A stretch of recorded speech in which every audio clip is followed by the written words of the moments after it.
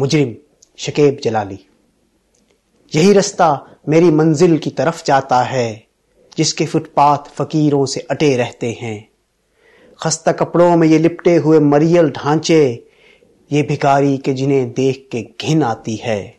ہڈیاں جسم کی نکلی ہوئی پچکے ہوئے گال، میلے سر میں جوئیں اعضاء سے ٹپکتا ہوا کوڑھ، روح بیمار بدن سست نگاہیں پامال، ہاتھ پھیلائے پڑے رہتے ہیں روگی انسان۔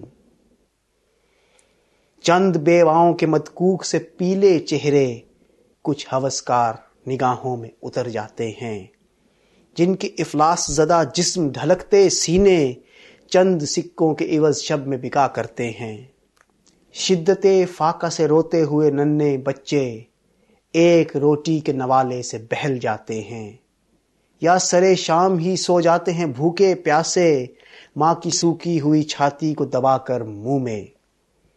چند بدزیب سے شہرت زدہ انسان اکثر اپنی دولت و سخاوت کی نمائش کے لیے یا کبھی رحم کے جذبے سے حرارت پا کر 4-6 پیسے انہیں بخش دیا کرتے ہیں۔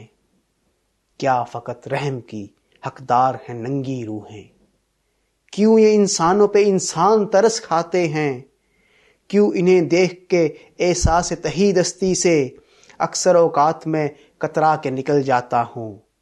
یہی رستہ میری منزل کی طرف جاتا ہے۔